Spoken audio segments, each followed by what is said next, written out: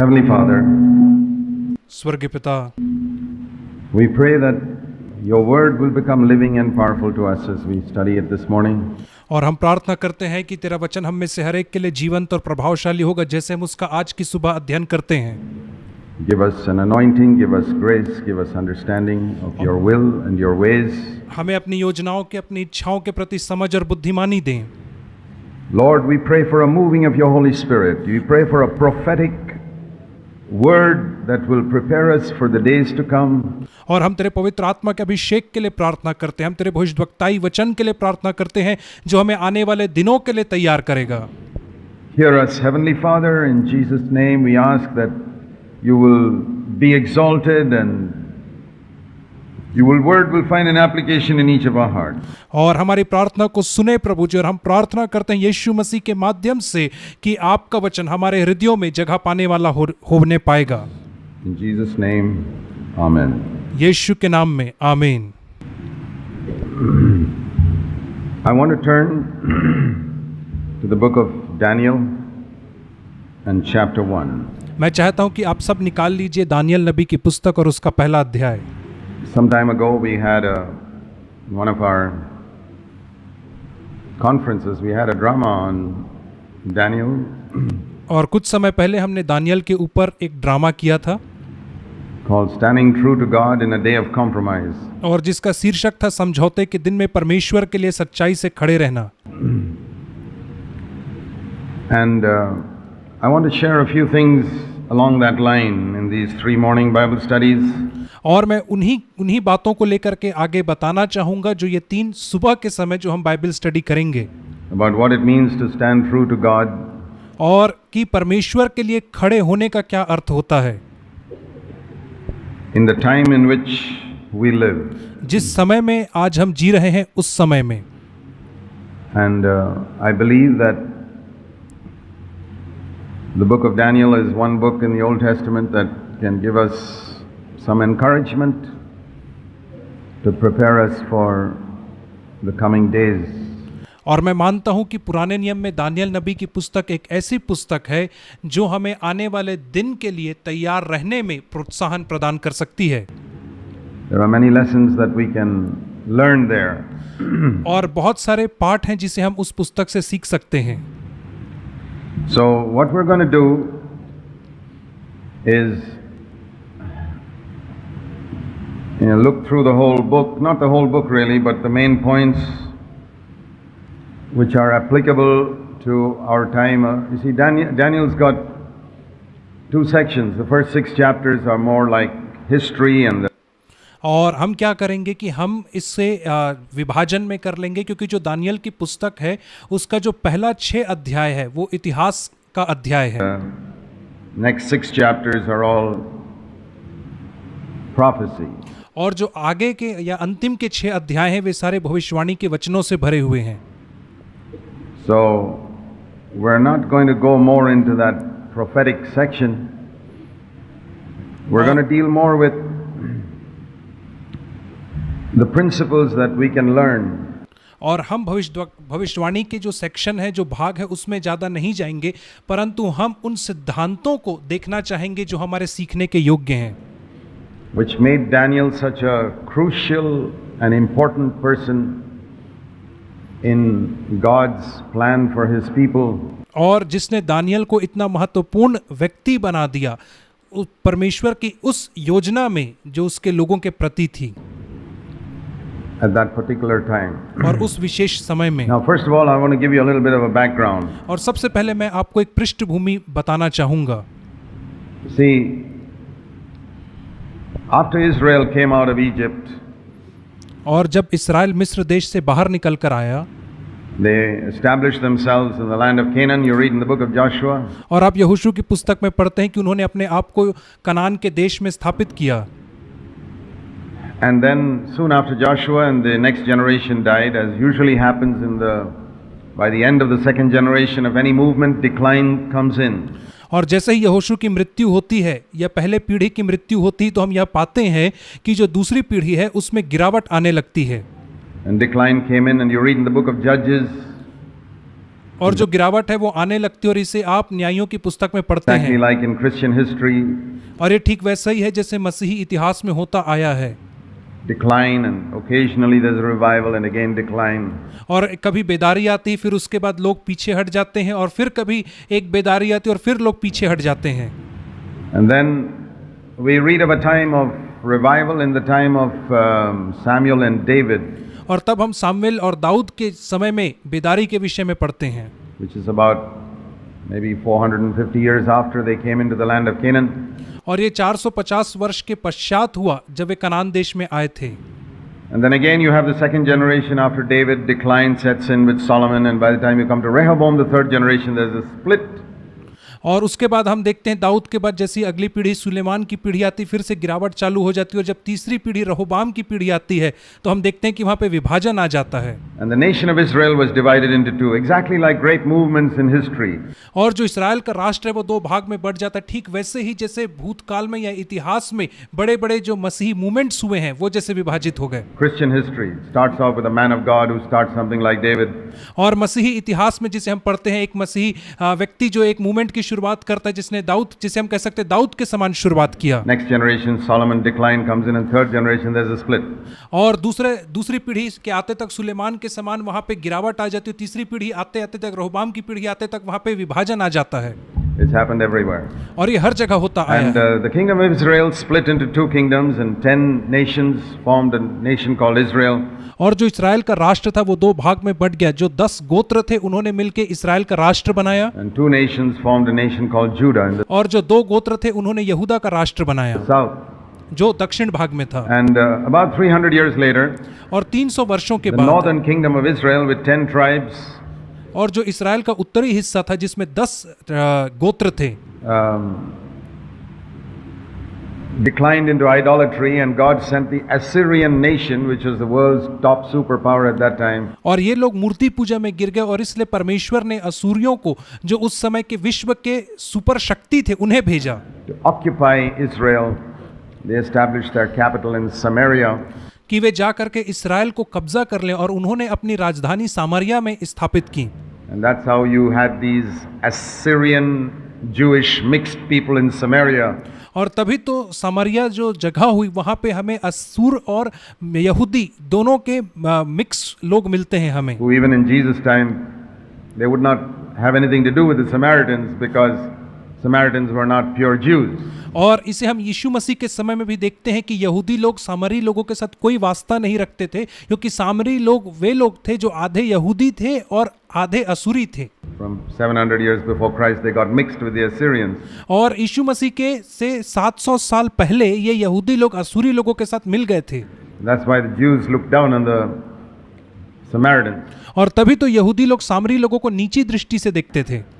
And then, but the southern kingdom of Judah was still going on, परंतु जो इस्राएल का दक्षिणी राज्य था वो अभी भी आगे बढ़ रहा था, somewhat faithful. They had some good kings और वो कुछ विश्वास योग्य तो था क्योंकि उनके कुछ अच्छे राजा थे, like Hezekiah and others. और हिजकिय्याह जैसे कुछ अच्छे राजा हुए उनके। And God sent many prophets. The last of the prophets was Jeremiah, just before Daniel's time. और परमेश्वर ने अनेक भविष्यद्वक्ताओं को भेजा, और जो अंतिम जो भविष्यद्वक्ता यहूदा के राष्ट्र में भेजा गया वो यिर्मयाह भविष्यद्वक्ता था। And this southern kingdom of Judah survived for another 100 years. और जो ये दक्षिणी राज्य था, यहूदा का जो राष्ट्र था, ये और 100 वर्ष तक वहां पे बना रहा अपनी भूमि पर। After Assyria had occupied Israel. Now all this is in the Old Testament. और जब असूर ने इस्राएल को कब्जा कर लिया था, उसके 100 साल तक यहूदा अपनी जगह पे बना हुआ था। Everything I'm saying, it's not from any other book. और जो भी बातें मैं कह रहा हूँ वो किसी पुस्तक से नहीं, परंतु पुराने नियम में लिखी हुई बातें हैं। If you read the Old Testament, you would know it. और यदि आपने पुराना नियम का अध्ययन किया होगा तो आप इन बातों को जानेंगे। But there is a verse in 2 Chronicles chapter 36 which tells us और एक वचन पाया जाता है दूसरा इतिहास उसके 36 अध्याय में, how the southern kingdom of Judah treated God's prophets. और किस प्रकार से यहूदा के दक्षिणी राज्य ने परमेश्वर के भविष्यद्वक्ताओं के साथ व्यवहार किया था। In 2 Chronicles chapter 36 and verse 16, और दूसरा इतिहास 36 अध्याय और उसके 16वें वचन में हम पढ़ते हैं, it says, that this southern kingdom of Judah did not learn lessons from what happened in Israel. और वहां पे लिखा है कि जो यहूदा का दक्षिणी राज्य था उसने जो इस्राएल के साथ घटना घटी थी उससे कोई सबक नहीं सीखा था। And many times God said to the southern kingdom of Judah, please see what happened to your northern sister Israel and learn some lesson from that. और अनेक But they would not learn, just like today. और अनेक बार परमेश्वर ने यहूदा के लोगों को यह संदेश भेज करके बताया, कृपया करके देखो अपनी जो तुम्हारी बहन थी इस्राएल उसके साथ क्या घटना घटी और उससे तुम शिक्षा प्राप्त करो। You have often heard me say we must learn from the mistakes of others. और आपने I don't know how many of you learn from the mistakes of others. और आपने मुझे हमेशा यह कहते हुए सुना है कि हमें दूसरों की गलतियों से सीखना है, परंतु मुझे नहीं पता आप में से कितने ऐसे लोग हैं जो वाकई में दूसरों की गलतियों से सीख पाते Give you हैं। my personal testimony. और मैं आपको अपनी खुद की गवाही बताना चाहूंगा। Wherever I have seen a person fall or a movement fail, I have carefully tried to study to the best of my ability why it happened. और जब कभी मैंने किसी एक व्यक्ति को या किसी एक संगठन को पीछे हटते या गिरते देखा है तो जहां तक मेरी क्षमता है मैंने भरसक प्रयास किया है उसकी गिरावट के विषय में अध्ययन Not to करने के judge लिए। them, but to learn lessons for myself. और उनका न्याय करने के लिए मैं अध्ययन नहीं करता हूं, परंतु स्वयं के लिए मैं सबक सीखने के लिए उन चीजों का अध्ययन करता हूं। And that has helped me tremendously. और इस बात ने मेरी गंभीर सहायता की है। Many of you fail because you don't learn lessons from the failures of others. और आप में से बहुत सारे लोग इसलिए असफल होते हैं क्योंकि आप दूसरों की असफलताओं से सबक नहीं सीखते हैं। A foolish man learns nothing from the failures of others, and so they keeps failing himself. और एक जो मूर्ख व्यक्ति होता है वो दूसरों की गलतियों से कुछ नहीं सीख पाता, इसके विपरीत वह स्वयं विफल पे विफल होता रहता है। You need not fail if you learn lessons from the failures of others. और यदि आप दूसरों की गलतियों से सबक सीखते हैं तो आपको असफल होने की आवश्यकता नहीं होती है। When somebody trips up, a movement trips up, ask yourself why. Take और जब कोई व्यक्ति गिर जाता है या कोई संगठन असफल हो जाता है तो आप अपने आप से यह प्रश्न पूछे ऐसा क्यों some हुआ, effort to find out, और आप उसके पीछे कुछ मेहनत करें उसका पता लगाने के लिए कि ऐसा क्यों हुआ। and that will save you from the same failure. और यह बात आपको उसी असफलता में गिरने से बचाएगी। That's exactly what God told the southern kingdom of Judah through Jeremiah. Please learn something from what happened to the northern kingdom. और यही बात तो परमेश्वर ने यिर्मयाह भविष्यद्वक्ता के माध्यम से दक्षिणी यहूदा के राष्ट्र को कहा कि उत्तरी राष्ट्र इस्राएल से सीखो कि उसके साथ क्या हुआ है, They would not learn. परंतु उन्होंने कुछ नहीं सीखा। 2 Chronicles 36 verse 15 says, the Lord God of their fathers sent word to them. और दूसरा इतिहास उसका 36 अध्याय का 15वें वचन में हम पढ़ते हैं कि उनका जो पितरों का जो परमेश्वर था उसने उनके पास खबर भेजा Again and again by bar his messenger. और बार बार उनके पास परमेश्वर खबर भेजता रहा, चेतावनी भेजता रहा, Because he had compassion on his people and on his dwelling place. क्योंकि वह अपनी प्रजा और उनके धाम पर तरस खाता था। But they continually mocked the messengers of God, परंतु वे परमेश्वर के दूतों को निरंतर ठट्ठों में उड़ाते despised रहे his words, और उसके वचनों को तुच्छ जाना scoffed at his prophets, और उसके नबियों की हंसी उड़ाया करते थे, until the wrath of the Lord arose against his people, until there was no remedy. अतः यहोवा अपनी प्रजा पर ऐसा झुंझला उठा कि बचने का कोई उपाय न रहा। See, God kept on sending his prophets, speaking, one prophet after another. They would not listen. और देखिए परमेश्वर एक भविष्यद्वक्ता के बाद दूसरा भविष्यद्वक्ता उनके पास भेजता रहा, परंतु वे उनकी किसी की भी नहीं सुने। Jeremiah was the last one. और जो यिर्मयाह था वो अंतिम भविष्यद्वक्ता था। And finally God said, okay, now there is no cure. और अंततः परमेश्वर ने like a कहा, disease. और अंततः परमेश्वर ने कहा कि अब तुम्हारे लिए कोई भी इलाज नहीं है, यह तो एक लाइलाज बीमारी के समान है। The doctor gives him an antibiotic. The fellow doesn't take it. और परमेश्वर एक डॉक्टर एक व्यक्ति को एंटीबायोटिक देता है और वो व्यक्ति एंटीबायोटिक नहीं खाता है। It gets worse. Then he comes back for treatment and some other stronger antibiotic. He doesn't take it. Fine. और उसके बाद वो फिर से डॉक्टर के पास आता है क्योंकि उसकी समस्या बढ़ जाती है। डॉक्टर उसे स्ट्रॉन्ग एंटीबायोटिक देता है इस बार, लेकिन उसे फिर भी नहीं खाता है। Finally, this fellow has neglected treatment again and again and again. Finally, there was no cure. और ऐसा होता है कि अंततः जब इस व्यक्ति ने एक के बाद एक जब उसे इलाज दिया गया, उसने सारे इलाज को ठुकरा दिया, तो वो एक ऐसी स्थिति पे पहुंच जाता है जहां पे उसकी बीमारी का कोई इलाज नहीं रहता है। And yet the patient has to die. और अब केवल जो मरीज है उसकी मृत्यु होना अनिवार्य That's है। exactly what happened to Judah. और यही बात तो यहूदा के राष्ट्र के साथ हुई। That there was no remedy, therefore God brought against them the king of the Chaldeans, who slew their young men with the sword in the house of their sanctuary, had no compassion on young man or virgin, old man or infirm.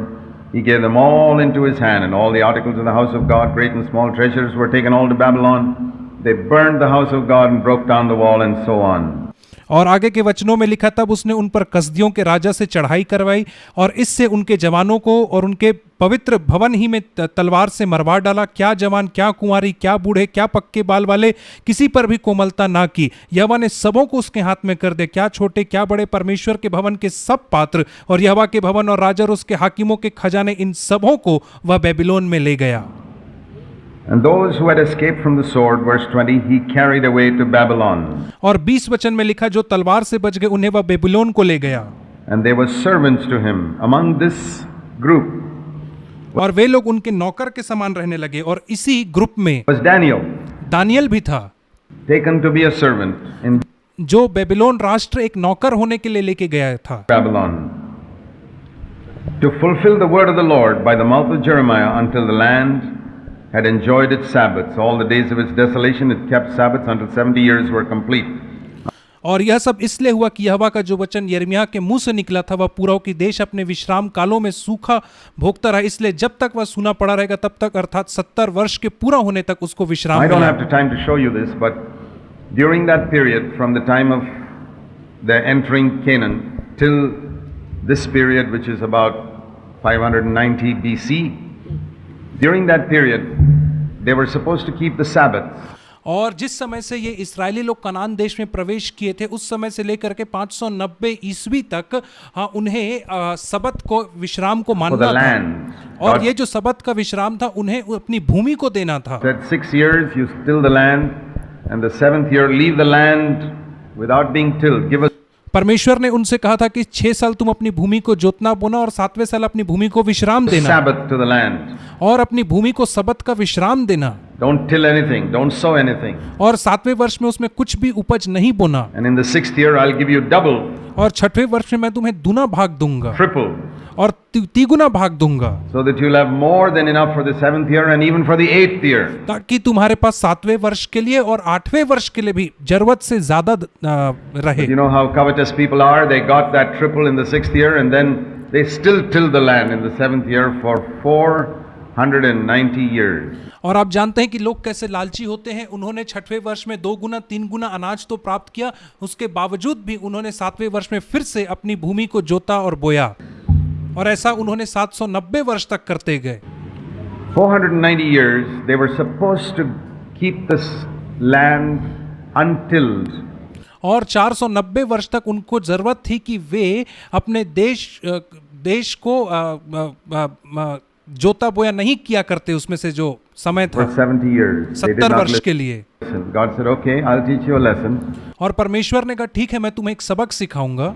I'll send you into captivity into Babylon for 70 years and make sure the land is not tilled for 70 years. God is very और मैं तुम्हें 70 वर्ष के लिए Babylon की बंधुआई में भेज दूंगा और इस बात का निश्चय करूंगा कि यह जो भूमि है वो 70 वर्ष तक ना बोई जाए। exact. You reap exactly what you sow. और परमेश्वर जो है वो हिसाब किताब में एकदम सटीक है, आप वही काटते हैं जो आप बोते हैं। If you try to fool God and try to escape one way, you get it another way. और यदि आप परमेश्वर को धोखा दे के एक रास्ते से बच के निकलना चाहेंगे तो वो आपको दूसरे मार्ग में पकड़ लेगा। You cannot escape God. और आप परमेश्वर से नहीं बच सकते हैं। I always tell people, if you don't settle matters here, you'll have to settle it at the judgment seat of Christ. और मैं हमेशा लोगों से कहता हूं, यदि आप अपने मामले की निपटारी यहाँ पर नहीं करेंगे तो आपको मसीह के न्याय आसन के सामने करना पड़ेगा। If you don't apologize now, God will make you apologize at the judgment seat of Christ to your eternal loss. और यदि आज आप किसी से माफी नहीं मांगेंगे तो परमेश्वर ऐसा करेगा कि आपको उसके न्याय आसन के सामने उस व्यक्ति से माफी मांगना पड़ेगा और साथ ही साथ अनंत काल की हानि भी उठानी पड़ेगी। If you don't settle matters now, you'll have to settle it there. You are never going to escape permanently. और यदि आज आप अपने मामलों का निपटारा यहाँ पे नहीं करेंगे तो आपको मसीह के न्याय आसन के सामने अपने मामलों का निपटारा करना पड़ेगा। आप कभी भी अनंत काल तक के लिए नहीं बच सकते हैं परमेश्वर से। Nothing. Nothing. It's much better to settle matters now. और कुछ भी चीजों में आप नहीं बच सकते हैं, बहुत बेहतर यह है कि आप आज ही अपने मामलों का निपटारा कर लें। And that's one thing that Judah never understood. और यह एक बात है जिसे यहूदा के राष्ट्र ने कभी नहीं सीखा था।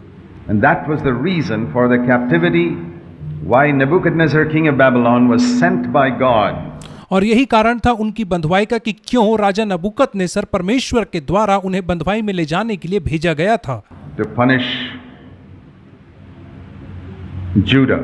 ताकि यहूदा के राष्ट्र को दंड दे। The tribe of Judah and Benjamin, the two और जो दो गोत्र थे, यहूदा का गोत्र और बिन्यामीन का गोत्र, tribes of the southern kingdom. और यही जो दो ट्राइब्स थे, गोत्र थे, यही तो दक्षिणी राज्य को बनाते थे। Let's turn now to the book of Daniel. That's a little bit of background you've understood now. और अब हम निकाल लेंगे दानियल नबी की पुस्तक, और यह तो हल्का सा पृष्ठभूमि था जिसे मैं आपको समझाने के लिए बता रहा था। We read here in Daniel chapter 1. और हम यहाँ पे पढ़ते हैं दानियल नबी की पुस्तक, और उसके 1वें अध्याय में हम कुछ इस प्रकार से पढ़ते हैं। Now, there are two phrases or two expressions that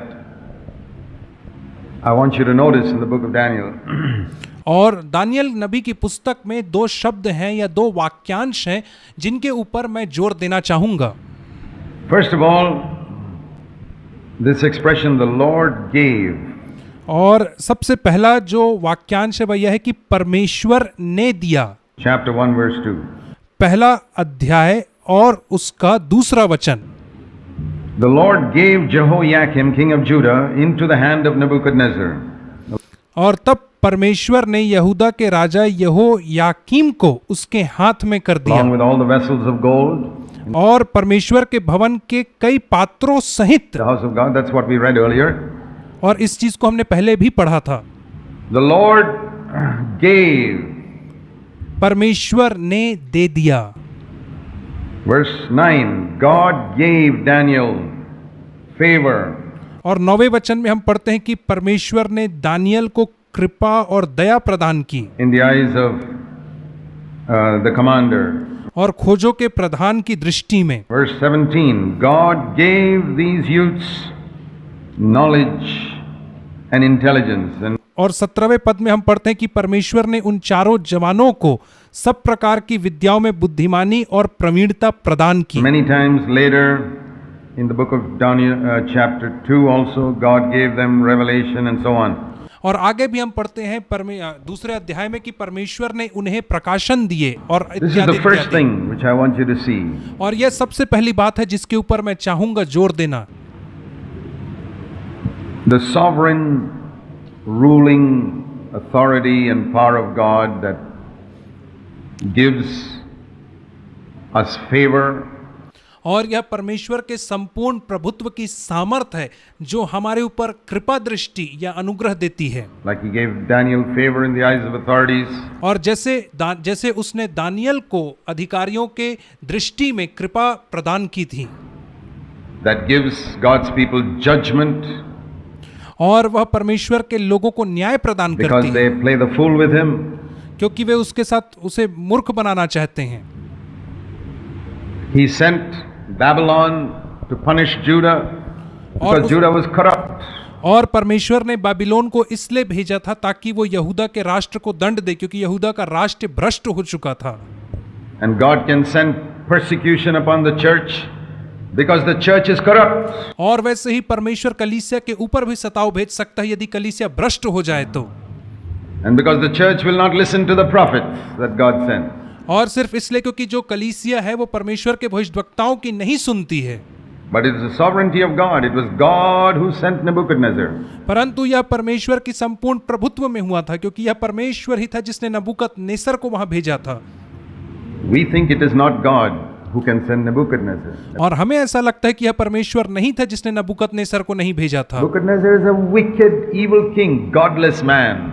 और जो नबूकदनेस्सर था वो एक भक्तिमय और भक्ति रहित एक दुष्ट राजा था। Can God send such people? और क्या परमेश्वर ऐसे लोगों को भेज सकता है? Can God send people to persecute the church, heathen people? और क्या परमेश्वर अन्य जातियों को कलीसिया के ऊपर सताव लाने के लिए भेज सकता Why है? not? क्यों नहीं?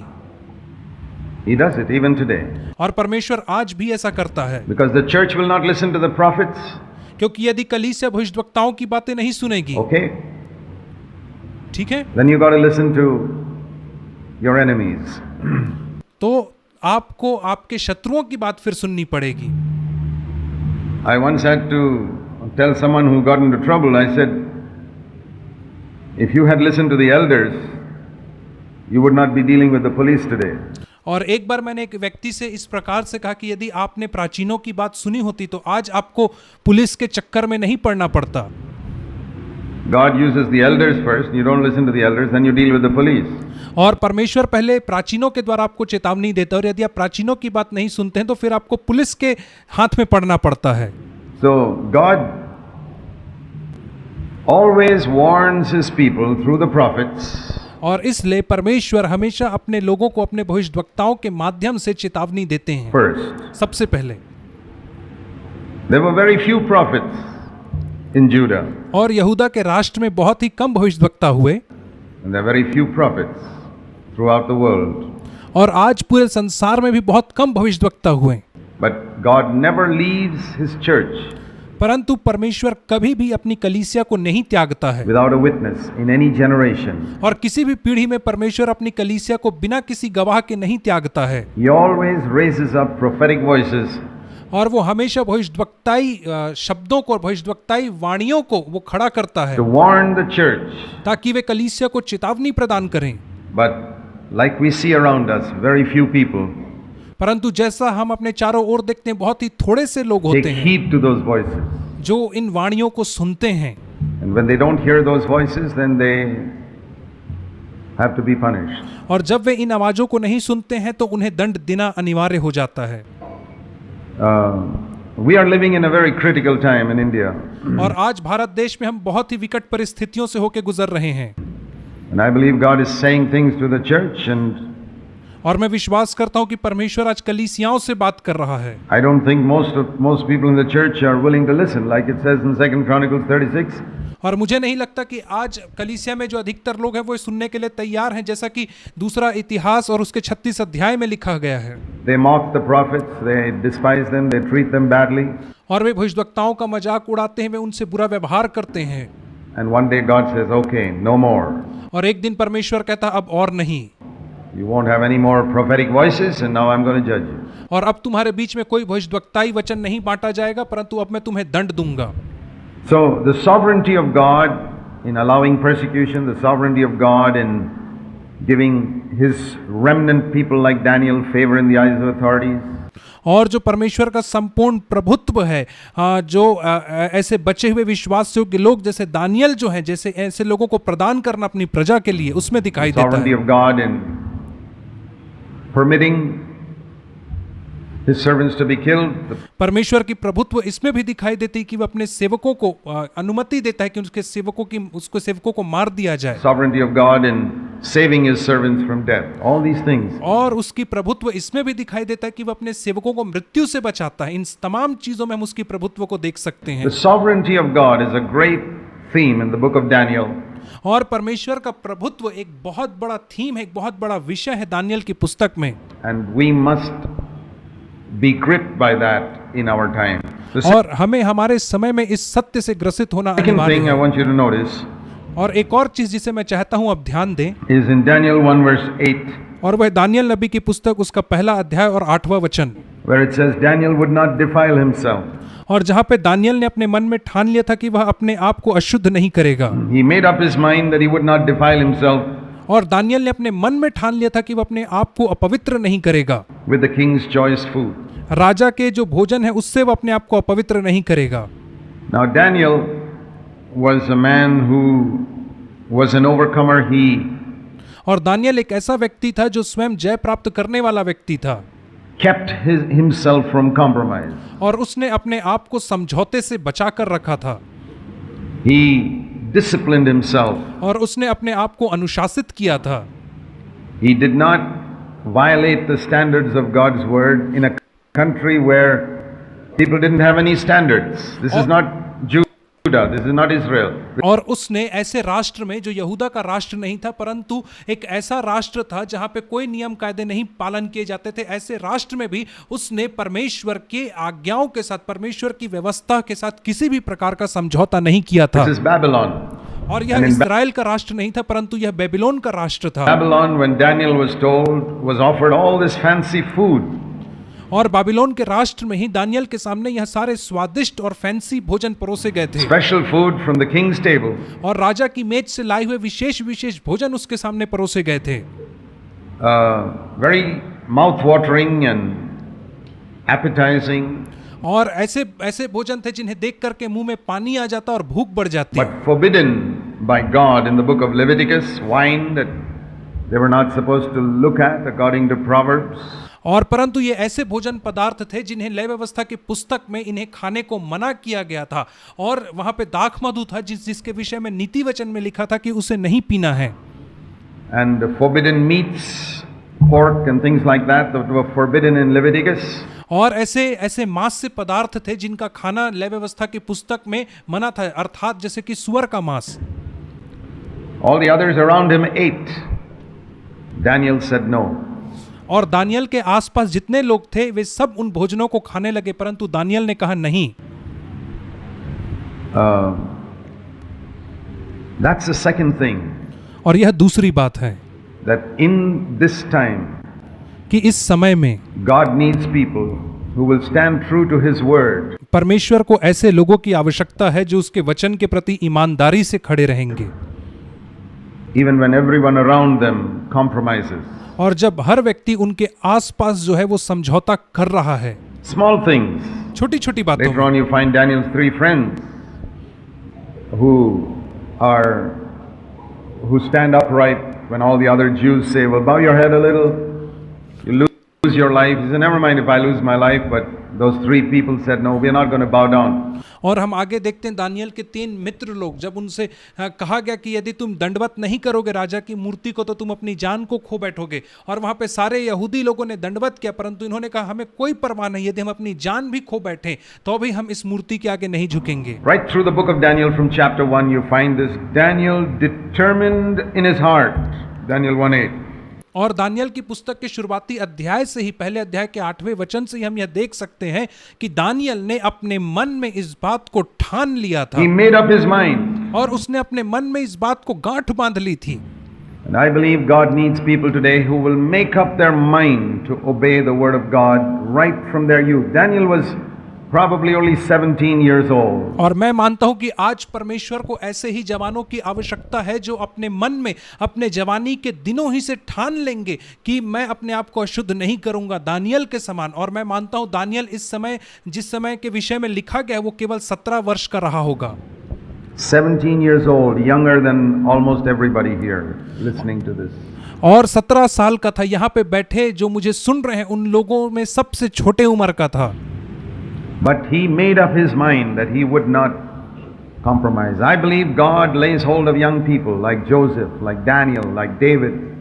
और परंतु उसने अपने मन में ठान लिया था कि वह अपने आप को अशुद्ध नहीं करेगा। और मैं मानता हूं कि परमेश्वर जवानों को ऐसे ही पकड़ना चाहता है जैसे उसने दानियल को पकड़ा था, जैसे उसने यूसुफ को पकड़ा, जैसे उसने दाऊद को पकड़ा। He lays hold of young people and he sees whether they will not compromise. और वो जवानों को पकड़ता है और उन्हें परख करके देखता है कि क्या वे समझौता करेंगे या नहीं करेंगे। Many of you he laid hold of when you were young.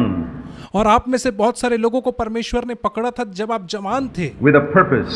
और एक उद्देश्य के साथ परमेश्वर ने आपको बुलाया था। With a purpose that you would live for him and stand for him and be a light and a voice for him in a decaying, compromising Christendom. और उसका उद्देश्य यह था कि आप उसके लिए एक ज्योति बनेंगे, आप उसके लिए एक आवाज बनेंगे, एक ऐसी मसीहियत में जो अंधकार और सड़ाहट से आज भरी हुई है, उसके मध्य में परमेश्वर ने आपको ज्योति और उसका गवाह होने के लिए बुलाया था। Whether he has succeeded in what he wanted to do in your life, और क्या वो इस बात में सफल हो पाया है उन बातों में जिन्हें वो आपके जीवन में पूरा करना चाहता था, I don't know.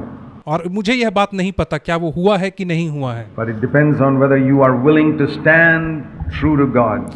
परंतु यह इस बात के ऊपर निर्भर करता है कि क्या आप परमेश्वर के लिए सच्चाई से और ईमानदारी से खड़े होने के लिए इच्छुक हैं या नहीं हैं। and whether you're willing to obey God's word when everybody around you is disobeying. और क्या आप परमेश्वर के वचन को तब भी पालन करने के लिए तैयार रहेंगे जब आपके आसपास के सारे लोग परमेश्वर के वचन की अवहेलना कर रहे हैं? Not in a rebellious type of way, not in an arrogant, proud way, in a very humble way. और घमंडी और अहंकारी तरीके से नहीं, विद्रोही तरीके से नहीं, परंतु नम्र तरीके से। Daniel did not judge the others. That was not his business. और दानियल ने दूसरे लोगों का न्याय नहीं किया क्योंकि यह उसका काम नहीं था। He says, I'm not going to do it. He was the only person. और दानियल ने कहा मैं ऐसा नहीं करूंगा। और दानियल तो वह एकमात्र मनुष्य था, एकमात्र व्यक्ति था। And when he took a stand, और जब दानियल ने एक स्टैंड लिया, it says here that these three others, first it was Daniel alone. It doesn't say four people made up their mind in verse 8. और सबसे पहले Daniel ने stand लिया, दानियल ने अपने मन में ठान लिया। और शुरुआत में ही चार लोग नहीं थे, क्योंकि यहाँ पे नहीं लिखा कि चार लोगों ने अपने मन में ठान लिया था, पहले एक ही व्यक्ति दानियल था। It was one. And when he took a stand, और जब उसने एक स्टैंड लिया, जब वह परमेश्वर के लिए खड़ा हुआ, three others, verse 11, तो क्या Hananiah, Mishael, and Azariah, they also joined him and said, we are not going to eat either. तो 11वें वचन में हम पढ़ते हैं कि तीन और लड़के हनन्याह, मिशेल और अजर्याह भी उसके इस बात को देख करके खड़े हुए और कहे कि हम भी इस भोजन को खा करके अपने आप को अशुद्ध नहीं And करेंगे। wherever God can find a Daniel, और जहां कहीं परमेश्वर को एक दानियल मिलता है, there will always be Hananiahs and Mishaels and Azariah to join him. तो वहां पे हमेशा हनन्याह, मिशेल और अजर्याह जैसे लोग रहेंगे जो हमेशा उससे जुड़ने को लिए तैयार रहेंगे। There are many Hananiahs, Mishaels, and Azariahs in India, और आज भारत देश में अनेक हनन्याह, मिशेल और अजर्याह के समान लोग हैं, but we can't find them until God can find a Daniel. और परंतु हम उन्हें तब तक नहीं खोज निकाल सकते हैं जब तक कि परमेश्वर यहाँ पे एक दानियल को नहीं खोज निकालता है। Because these Hananiahs, Mishaels, and Azariahs are people who do not have the courage to stand on their own. क्योंकि ये जो हनन्याह, मिशेल और अजर्याह जैसे लोग हैं, इनके पास स्वयं से खड़े होने के लिए, परमेश्वर के लिए कोई कदम उठाने के लिए कोई साहस नहीं है। But they're willing to stand if they find somebody else who's willing to take a stand. और ये तब खड़े होने के लिए तत्पर हैं, इच्छुक है, तैयार हैं जब वे किसी और व्यक्ति को परमेश्वर के लिए खड़े होते हुआ देखते हैं या पाते हैं। So how to find the Hananiahs, Mishaels, and Azariahs? और इसलिए किस प्रकार से हम हनन्याह, मिशेल और अजर्याह जैसे लोगों को ढूंढ निकाल सकते हैं? They can be found only if you get a Daniel. और ये लोग केवल तभी मिल सकते हैं जब आपको एक दानियल मिल जाएगा। So you can have thousands of Hananiahs, Mishaels, and Azariahs, and they'll all become compromisers. और आपके पास हजारों हनन्याह, मिशेल और अजर्याह जैसे लोग हो सकते हैं और वे सब के सब लोग समझौता करने वाले लोग बन सकते हैं, Unless God finds a Daniel. जब तक कि परमेश्वर एक दानियल को ढूंढ नहीं निकाल लेता है। But if he finds a Daniel, then these 1,000 people will come out. There'll be a church of 1,000 people. परंतु यदि परमेश्वर एक दानियल को ढूंढ निकाल लेता है तो ये जो हजार लोग हैं वे भी परमेश्वर के लिए खड़े हो जाएंगे और वहां पे हजार लोगों की एक कलीसिया बन But जाएगी। if God doesn't find a Daniel, then these 1,000 people will be compromisers. परंतु यदि परमेश्वर को वहां पे एक दानियल नहीं मिलता है तो ये जो हजार लोग हैं वे हजारों के हजार लोग समझौतावादी लोग बन जाएंगे। So you know who God is looking for? He's not looking for Hananiahs, Mishaels, and Azariahs. There are plenty of them. और इसलिए अब आप जान रहे हैं कि परमेश्वर किसको देखना चाह रहा है, हनन्याह, मिशेल और अजर्याह को नहीं, क्योंकि ऐसे तो सैकड़ों हजारों लोग हैं। He's looking for Daniel. परमेश्वर दानियल And who को are the देख रहा Daniels? है। The ones who are willing to stand all alone. You see, it doesn't make a slightest difference to me whether my wife stands with me, whether what my relatives think, what my neighbors think, what other Christians think. परमेश्वर ऐसे लोग को देख रहा है, Daniel के समान जो बिना किसी व्यक्ति की परवाह किए परमेश्वर के लिए कदम उठाने के लिए, खड़े होने के लिए तैयार हैं, जो इस बात की परवाह नहीं करेंगे कि मेरी पत्नी, मेरा पड़ोसी, मेरे घर के लोग क्या सोचते हैं। This is the standard of God's word. और यही तो परमेश्वर के वचन का मापदंड है, स्तर है। And I'm talking about the main principles of God's word. और मैं आज आपसे परमेश्वर के वचन के महान सिद्धांतों के विषय में बातचीत कर रहा हूं।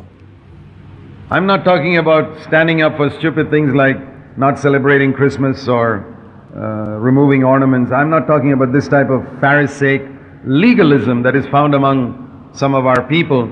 और मैं इन छोटी छोटी बातों के विषय में नहीं कह रहा हूं, जैसे कि क्रिसमस का त्यौहार नहीं मनाना या गहने नहीं पहनना। ये सारी बातें आज फरीसी रूपी मसीहियों के बीच में, जो नियमवादी मसीही, उनके मध्य में पाई जाती हैं। who are occupied with trivialities. और ये ऐसे मसीही लोग हैं जो छोटी छोटी बातों से ग्रसित रहते, पूरे समय उन्हीं में व्यस्त रहते हैं।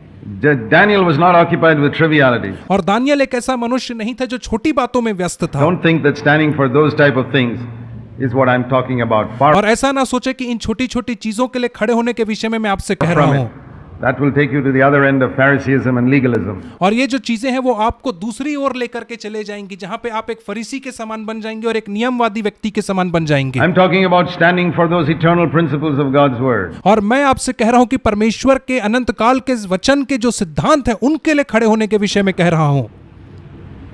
Standing as a witness for God, और परमेश्वर के सामने गवाह बन करके खड़े होने के विषय में, as a light, not compromising morally.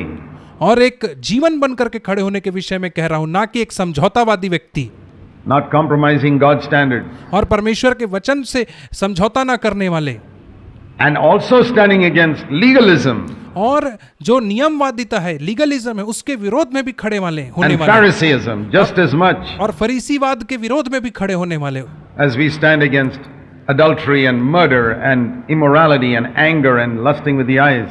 और जितने विरोध से हम क्रोध, कड़वाहट, हत्या, परिस्त्री गमन और कुदृष्टि के विरोध में खड़े होते To हैं, stand just as much against what Jesus stood against: hypocrisy, unbelief, selfishness, spiritual pride. और वैसे ही खड़े होना जैसे यीशु मसीह ने पाखंडता और अशुद्धता और आत्मिक घमंड के विषय में जितना पुरजोर विरोध करके खड़ा हुआ, वैसे ही खड़े होने के All विषय these में। things ये सारी बातें just as important. उतनी ही You महत्वपूर्ण can't है। stand against them if you have not stood against them in your own life first. और आप यदि स्वयं के जीवन में इन चीजों के लिए यदि आपने कदम नहीं उठाया, स्वयं के लिए खड़े नहीं हुए हैं, तो आप कभी नहीं खड़े हो पाएंगे। Notice, आप इस बात को in ध्यान all दें। I want you to notice something here मैं चाहता हूं कि आप यहाँ पे एक बात which को ध्यान comes दें, frequently in the Bible. जो बार बार बाइबल में आती है। Some of the great issues in the Bible और बाइबल में जो सबसे बड़ा परेशानी का कारण रहा, revolved around food. और वह जो परेशानी का जो कारण था वो भोजन के आसपास मंडरा रहा था। The first temptation that came to Eve और सबसे पहली परीक्षा या प्रलोभन जो हवा के पास आया was in relation to food. और वह भोजन के विषय में था। Daniel determined not to defile himself in the area of food. और दानियल ने अपने मन में ठान लिया था कि वह अपने आप को अपवित्र नहीं करेगा। किस क्षेत्र में? भोजन के क्षेत्र में। Jesus' first temptation in the wilderness, turn these stones into bread, was in relation to food. और यीशु मसीह की जो पहली परीक्षा थी मरुस्थल में, वह यह थी कि इन पत्थरों से कह दे कि रोटियां बन जाए, अर्थात उसकी जो पहली परीक्षा थी वह भी भोजन के संबंधित थी। What was the sin of Sodom and Gomorrah? और सदोम और गमोरा का पाप क्या था? We will immediately say immorality, homosexuality.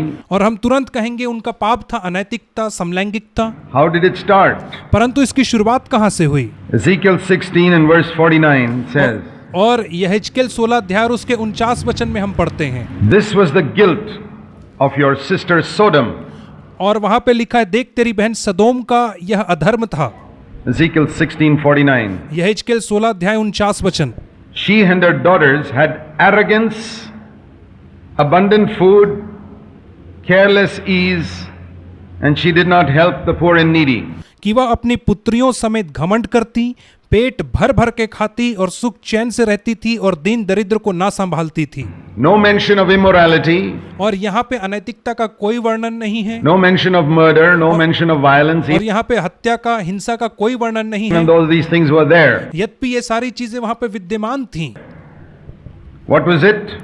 और वो कौन सी बात है? Pride, घमंड, plenty of food, पेट भर भर के खाना खाना, comfortable life, सुख विलासता से जीवन जीना, and not caring for needy people around them. और आसपास के दीन दरिद्र गरीब लोगों की Listen सुधि to नहीं this. लेना। ध्यान से सुने। Pride, घमंड, plenty of good food, पेट भर के खाना खाना, comfortable life, सुख विलासता का and जीवन, not caring for the needy people around them. और You आसपास के दीन दरिद्र गरीब लोगों की सुधि नहीं लेना। think Christians can be like that? और आपको क्या लगता है, क्या मसीही इस प्रकार से हो सकते हैं? I think most Christians are like that. और मैं मानता हूं कि अधिकांश मसीही ऐसे ही हैं। Pride, घमंड plenty of good food, और भरपेट खाना खाना, comfortable life, सुख विलासता and का not जीवन, caring for the needy around them. और दीन दरिद्र लोगों के सुधि नहीं लेना जो उनके आसपास हैं। But plenty of conferences and meetings and everything else. परंतु बहुत सारे सभाओं में जाना, कॉन्फ्रेंस में जाना और मीटिंग्स अटेंड करना। See what Jesus said और देखिए प्रभु यीशु मसीह ने क्या कहा in Luke's Gospel लूका 16 अध्याय में about Sodom. और सदोम Luke के chapter विषय में क्या 17. कहा? लूका रचित सुसमाचार 17 अध्याय में यीशु मसीह ने सदोम के विषय में क्या कहा? And verse 28. और उसका 28 वचन। It was the same. He's talking about the second coming. और वो यहाँ पे इन्हीं बातों को कर रहा था, जैसे वो दूसरे आगमन के विषय में बातें कर रहा था। तो 24. Just as the lightning when it flashes out from one part shines to the other part, so will the Son of Man be in his day. 24 वचन में लिखा, क्योंकि जैसे बिजली आकाश के एक छोर से कौंध कर आकाश के दूसरे छोर तक चमकती, वैसे ही मनुष्य के पुत्र का भी अपने दिन में प्रकट होना होगा। Verse 26. As it happened in the days of Noah. और 26 वचन में लिखा, जैसे नूह के दिनों में हुआ। What is the main sin in the days of Noah? You say sex and violence. Hang on. और नूह के दिन में सबसे बड़ा पाप और अपराध कौन सा था? आप कहोगे व्यभिचार था और हिंसा था। मैं कहूंगा ठहर जाइए थोड़ा। Why did that sexual sin and violence come? Because और क्यों वह अहिंसा और वो लैंगिक अपराध उनके बीच में पनपे थे, क्यों उपजे थे? मैं बताऊंगा क्यों। verse 27. 27 They वचन were में लिखा eating है, and drinking. क्योंकि वे लोग खाते पीते थे। You see how Jesus emphasized eating and drinking. और देखिए किस प्रकार से यीशु मसीह ने खाने और पीने के ऊपर जोर दिया है। What about Sodom? और सदोम के विषय में क्या? Verse 28. 28 वचन में लिखा है, It was the same as happened in the days of Lot. They were eating and drinking. और वहां पे लिखा है जैसे लूत के दिनों में हुआ था कि लोग खाते पीते थे। What's wrong with eating and drinking? और खाने और पीने में बुराई क्या है?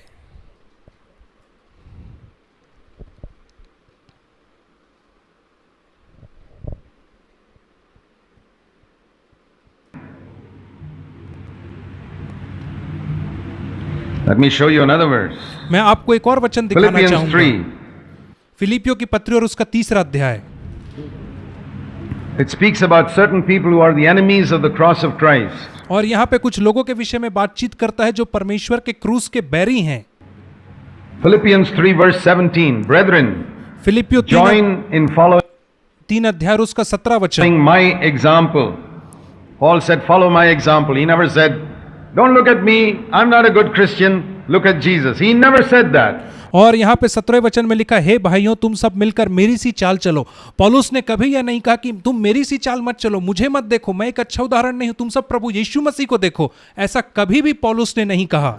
He said, follow my example. और पौलुस ने कहा कि मेरे उदाहरण का अनुसरण करो See how I live. और देखो कि मैं किस प्रकार से जीवन जीता हूं, See my attitude to money. See my attitude to everything. और मेरा पैसों के प्रति और दूसरी चीजों के प्रति मेरे आचरण को देखो See how I live. और देखो मैं किस प्रकार से जीवन जीता हूं, ऐसा पौलुस ने कहा। Observe those who walk according to this pattern. और जो लोग इस संदर्भ में जीवन जीते हैं, तुम उनके पैटर्न को देखो। Because there are many who walk, about whom I have often told you, and now I am telling you even weeping, they are enemies of the cross of Christ. और वो कहता क्योंकि बहुत से ऐसी चाल चलते हैं जिनकी चर्चा मैंने तुमसे बार बार की है और अब भी रो रो कर करता हूं कि वे अपनी चाल चलन से मसीह के क्रूस के बैरी हैं, Whose end is destruction. और उनका अंत विनाश है। There are certain people who says who they are enemies of the cross of Christ and their end is destruction. Okay. और यहाँ पे कुछ लोगों के विषय में कहा गया है कि वे मसीह के क्रूस के बैरी हैं और ऐसे लोगों का अंत विनाश है। What is the number one characteristic of these enemies of the cross of Christ? और ये जो लोग जो मसीह के क्रूस के बैरी हैं, उनके सबसे प्रथम सबसे एक नंबर की विशेषता क्या है? Please listen. कृपया करके ध्यान से सुने आप लोग। Their God is their stomach. उनका ईश्वर उनका पेट है। Do you believe that a man whose God is his stomach और क्या आप विश्वास करते हैं कि किसी मनुष्य का ईश्वर उसका पेट हो सकता is है? an enemy of the cross of Christ? और ये जो वो व्यक्ति जो क्रूस का बैरी है, A man who loves good food? और एक ऐसा व्यक्ति जो अच्छे भोजन से प्रेम करता है। Eve is tempted by food. और जो हवा थी वो भी भोजन के द्वारा प्रलोभित की गई थी। Daniel took a stand in the area of food. और दानियल ने भोजन के ही क्षेत्र में एक स्टैंड लिया था, वो खड़ा हुआ था। Jesus was tempted in the area of food. यीशु मसीह भी भोजन के क्षेत्र में परखा गया। In the days of Noah and Lot, they were eating and drinking. लूत और नूह के दिनों में वे लोग खाते और पीते थे। And here we read, the enemies of the cross of Christ are the ones whose appetite is their God. और यहाँ पे हम पढ़ते हैं कि क्रूस के बैरी वे लोग हैं जिनका ईश्वर उनका पेट है। There are many appetites in our body. और हमारे शरीर में अलग अलग प्रकार की भूख होती है।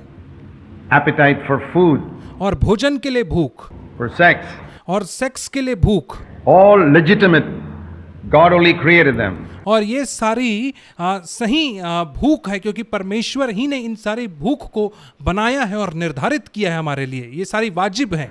But when these things become our God, परंतु जब ये चीजें हमारे ईश्वर बन जाती हैं, when does food become your God? और कब भोजन आपका ईश्वर बन जाता है?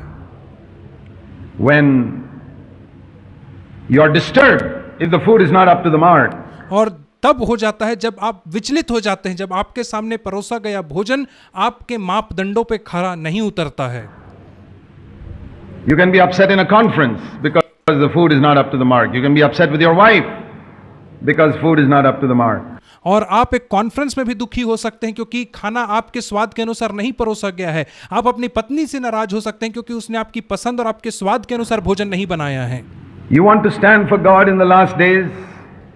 Be a man who has conquered the power of food over your body. और यदि आप अंत के दिनों में परमेश्वर के लिए खड़े होना चाहते हैं तो आप एक ऐसा पुरुष बनने की कोशिश करें जिसने अपने जीवन में भोजन के ऊपर फतह प्राप्त की है। And one way to conquer it is by fasting. और एक तरीका है भोजन के ऊपर फतह पाने का, और वह है उपवास करना। That's the way to conquer it. और यही एकमात्र तरीका है उसके ऊपर फतह पाने का। I want you to turn back to Daniel. और मैं Now, चाहता हूं I'm talking about if you're really serious. और मैं चाहता हूं कि आप फिर से दानियल नबी की पुस्तक निकाल लीजिए, और मैं उन लोगों से बातचीत कर रहा हूं जो वास्तविकता में इन सब चीजों का पालन करने के लिए गंभीर हैं, About standing for God in these days. और जो परमेश्वर के लिए एक कदम उठाने के लिए, परमेश्वर के लिए खड़े रहने के लिए गंभीर हैं आज के दिन में। Before you turn to Daniel, let me turn to 1 Corinthians 9. और इससे पहले कि आप दानियल नबी की पुस्तक निकाल लें, हम सब निकाल लेंगे पहला कुरंथी और उसका 9वां अध्याय। 1 Corinthians 9, Paul says, पहला कुरंथी 9 अध्याय में पौलुस कहता है, he says some amazing words, the last sentence in 1 Corinthians 9:27. और यहाँ पे पौलुस बहुत अद्भुत अद्भुत बातों को कहता है, लेकिन 9 अध्याय का जो अंतिम वचन है अर्थात 27 वचन, वहां पे एक अद्भुत सत्य लिखा हुआ है। He says, I am afraid lest after having preached to other people, I myself should be disqualified. Is it possible for a man like Paul, who has raised the dead, established churches, written scripture, preached to others, stood true to God for so many years, is it possible for such a man to be disqualified? और यहाँ पे पौलुस कहता है 27 वचन में, परंतु मैं अपनी देह को मारता कूटता और वश में लाता हूं, ऐसा ना हो कि औरों को प्रचार करके मैं आप किसी रीति से निकम्मा ठहरूं। अब आप सोचिए, पौलुस के समान व्यक्ति जिसने कलीसियाओं की स्थापना की है, जिसने मृतकों को जिलाया है, जिसने प्रभु के लिए महान काम किए हैं, क्या ऐसा व्यक्ति इन सब कामों को करने के बाद आप स्वयं किसी रीति से निकम्मा ठहर सकता है? Yes. हाँ, He feared it. और वो इस बात का भय खाता That's था, why he never got disqualified. और That's why he could say at the end of his life, तभी तो वो कभी भी असफल नहीं हुआ, तभी तो कभी वो अयोग्य नहीं ठहरा, तभी तो अपने जीवन के अंत में ऐसा कह I पाया have fought a good fight. कि मैंने अच्छी कुश्ती लड़ी I है, finished my course. और मैंने अपनी दौड़ पूरी की I've है, kept the faith. और मैंने विश्वास की रखवाली की है। But what did he do परंतु उसने किया क्या था? to prevent himself from being disqualified? और That's अपने the आप को अयोग्य ठहराए जाने से बचाने के लिए उसने क्या किया था? important thing. उसने कुछ 2-3 चीजें की थी। Many of us are preaching to so many people, और हम में से बहुत सारे लोग अनेक लोगों को प्रचार करते हैं, saying we have got the truth and all that. और हम लोगों से कहते हैं कि हमारे पास सत्य है और ये इत्यादि How do की you know बातें। you won't be disqualified? और आप कैसे जानते हैं कि आप स्वयं अयोग्य नहीं ठहराए जाएंगे? Well, if you do this thing which Paul did, then you will not be disqualified. Verse 27. और यदि आप इन चीजों को करेंगे जिन्हें पौलुस किया था, जो 27 वचन में लिखा है, तो आप भी अयोग्य नहीं ठहराए जाएंगे। Like an athlete, I'm reading from the Living Bible. Like an athlete और मैं लिविंग बाइबल से पढ़ रहा हूँ, एक खिलाड़ी के I समान punish my body, मैं अपनी देह को कष्ट देता हूँ, अनुशासित करता हूँ treating it roughly, और उसे बहुत ही उसके साथ कठोरता से व्यवहार करता हूँ, training my body to do what it should do, और मैं अपनी देह को अनुशासित करता हूँ उन कामों को करने के लिए जिसे उसे करना चाहिए, not what it wants to do. ना वह कि जो वह करना चाहती है। My body wants to do many things, और जो मेरा शरीर है वो बहुत सारे कामों को करना चाहता है, but परंतु Paul says, I buffet my body and I make it do what it should do. और पौलुस कहता है मैं अपनी देह को मारता कूटता हूं और जो उसे करना चाहिए मैं उससे केवल वही काम कराता हूं। What were they doing in the days of Noah? और नूह के दिनों में वे लोग क्या कर रहे Eating and थे? drinking. वे लोग खा रहे थे और पी रहे थे। What were they doing in the days of Lot? और लूत के दिन में लोग क्या कर रहे थे? Eating and drinking. लोग खा रहे थे और पी रहे थे। What was the result in the days of Noah? और नूह के दिनों में क्या परिणाम आया? Sexual sin. और जो लैंगिक पाप था What was the result of the days in the days of Lot? Sexual sin. और लूत के दिनों में क्या परिणाम आया? वो भी था लैंगिक पाप। What do today's Christians do? Eating and drinking. और आज के मसीही लोग क्या कर रहे हैं? खा रहे हैं और पी रहे हैं। What is their main problem? और उनकी सबसे बड़ी समस्या क्या है? Lusting with the eyes. और वे अपने आंखों की अभिलाषा में मर रहे हैं। Sexual sin, they cannot overcome it. और ये जो लैंगिक पाप है वो उसके ऊपर जय नहीं प्राप्त कर पा रहे हैं। There's a very close connection between loving good food and loving a comfortable life. और बहुत ही एक निकटता का संबंध है अच्छे अच्छे भोजन से प्रेम करना और सुख विलासता के जीवन से प्रेम And करने not के being विषय able में। to overcome the lust of the eyes. And not और उसके बाद आंखों के अभिलाषा के ऊपर जयवंत नहीं हो पाना, इन सब में एक बहुत ही बारीक संबंध है। being able to overcome immorality. और अनैतिकता के ऊपर जय नहीं प्राप्त कर पाना। Start with that which is easy. Lusting with the eyes is a difficult thing to overcome. और जो चीज आसान है उससे आप शुरुआत करिए। आंखों के अभिलाषा के ऊपर जय पाना ये उतना आसान नहीं है। Start with fasting. और आप उपवास करने से आरंभ करें। That is my recommendation. और यह मेरा सुझाव है आप लोगों के लिए। It's possible that some of you have never fasted even once in your whole life. और यह संभव है कि आप में से अनेक लोग ऐसे हैं जिन्होंने अपने जीवन में एक भी दिन उपवास नहीं किया होगा।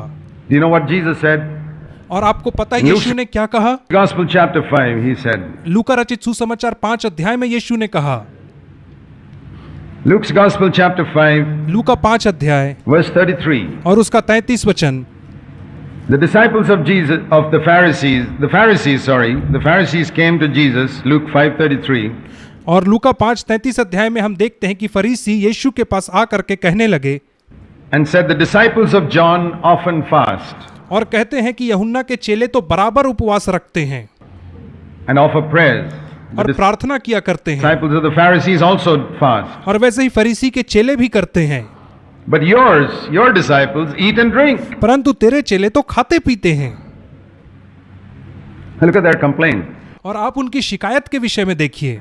John the Baptist, okay, he's a great man, his disciples are fasting. और यूहन्ना बपतिस्मा देने वाला वह एक बड़ा व्यक्ति है, उसके जो शिष्य हैं वो उपवास कर रहे हैं। Even the Pharisees, okay, they are religious people, they are fasting, and he says, your people are just eating and drinking. और वे लोग कह रहे फरीसी लोग, हाँ वो भी धर्मी लोग हैं तो इसलिए वे भी उपवास कर रहे हैं, परंतु तेरे चेलों के विषय में क्या, वे तो खा रहे पी रहे हैं। The Muslims fast, the Buddhists fast, the Hindus fast.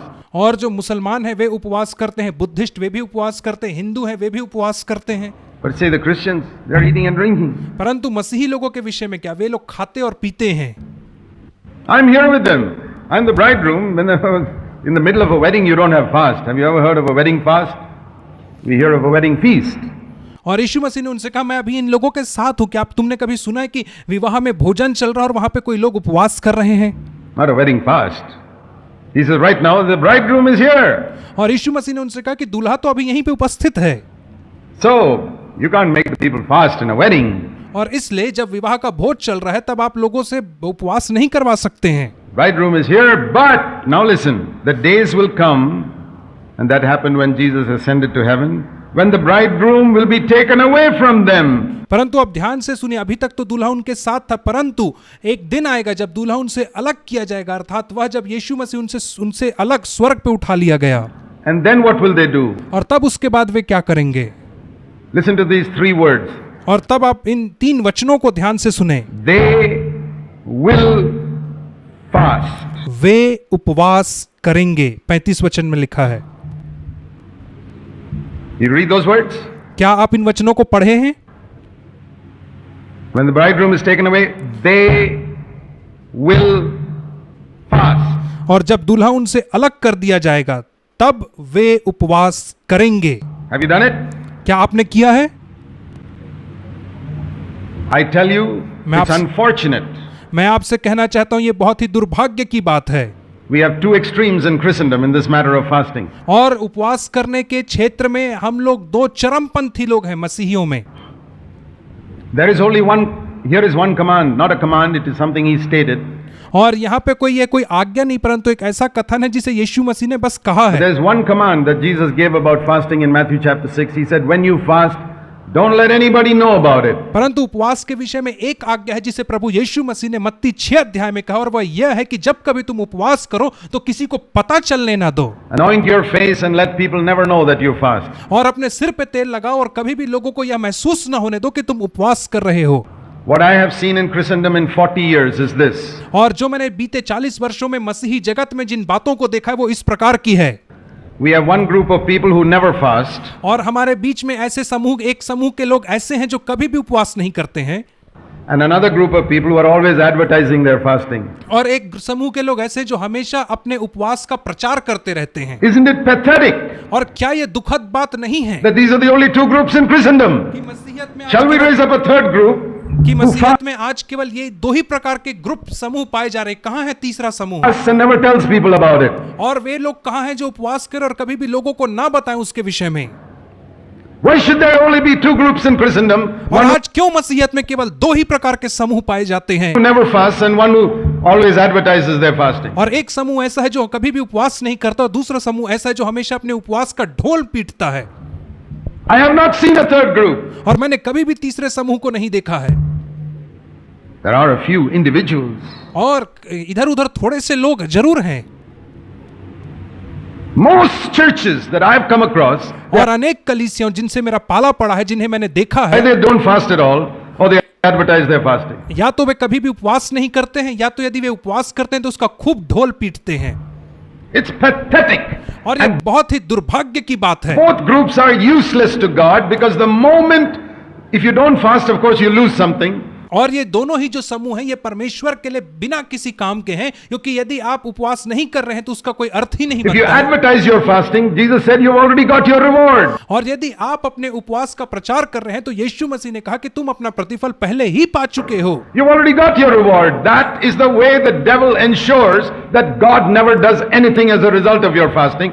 और यह एक तरीका है जिसके माध्यम से शैतान इस बात को निश्चय करता है कि आप कुछ भी चीज को परमेश्वर से नहीं प्राप्त कर पाएं Because you've already got your reward. क्योंकि आप पहले ही से अपने प्रतिफल को पा चुके हैं। God will do nothing for such a person. और ऐसे व्यक्ति के लिए परमेश्वर कभी कुछ नहीं करेगा। So both groups, God does nothing. और इसलिए दोनों ही समूह के लोगों के लिए परमेश्वर कुछ नहीं करता One है। because they fast and the other group because they advertise their fast. और एक समूह के लिए इसलिए क्योंकि वे कभी उपवास नहीं करते और दूसरे समूह के लिए इसलिए क्योंकि वे अपने उपवास का ढोल पीटते हैं, प्रचार करते फिरते हैं। Now, I want to encourage you और मैं आपको not to प्रोत्साहित करना चाहूंगा join either of these groups, कि आप इन दोनों में से किसी भी एक समूह के साथ जाकर के ना मिलें, but to be like Jesus परंतु आप प्रभु यीशु के समान बने and do what Jesus said. और आप वही करें जो प्रभु यीशु मसीह ने किया। Okay. ठीक Now है। we want to turn back to Daniel. और अब हम फिर से दानियल नबी की पुस्तक को निकाल लेंगे। He took a stand in the area of food. It's not because he didn't like good food. It's not because his stomach did not, it's not because his mouth did not water when he saw those things. His mouth watered, but he said, no, I'm not going to eat it. और हम यह देखते हैं कि Daniel ने भोजन के क्षेत्र में एक स्टैंड लिया, वो उसके विरोध में खड़ा रहा। इसलिए नहीं क्योंकि उसे अच्छा भोजन पसंद नहीं था, ऐसे नहीं क्योंकि उसके मुंह में अच्छे भोजन को देख करके पानी नहीं आता था, यह सब बात नहीं थी। Because God has said so. परंतु उसने ऐसा इसलिए किया क्योंकि परमेश्वर ने ऐसा करने को कहा था। यहाँ पे हम भाग 1 को समाप्त करते हैं। इसके अगले भाग को सुनने के लिए आप अगला वीडियो देखें। धन्यवाद।